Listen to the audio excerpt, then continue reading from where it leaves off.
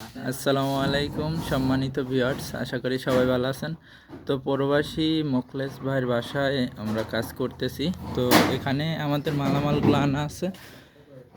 আমরা কারেন্টের কাজও করব, পানির লাইনের কাজগুলো করতেছি আগে।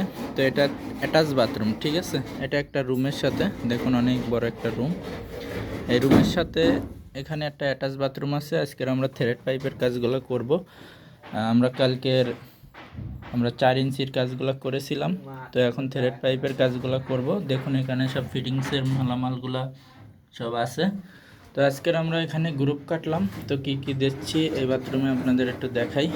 তো এখান থেকে আমাদের পানির লাইনটা ঢুকবে, আর ওখানে একটা পানির লাইন বের হবে, গেজারের লাইন হবে। ওনারা শুধু গরম পানির একটা ট্যাপ নেবে, আর ঝর্নার সাথে কোনো গরম পানির সিস্টেমটি করবে না। তো এখানে আমাদের লাইনগুলা কমপ্লিট করে আপনাদের দেখাবো। ওখানে বেসিংয়ের লাইন, তারপরে হ্যান্ড পুশের লাইন, তারপরে বদনার লাইন, আর ওখানে একটা লো ডাউনের লাইন করতেছি। সব লাইনগুলো এখানে সেটিংগুলো রেখে দিলাম। তো এখানে আছে হ্যান্ড শাওয়ারের লাইন হবে, বাল্টির ট্যাপ হবে, এখানে ঝর্নার লাইন হবে, কনসিল স্টক হবে।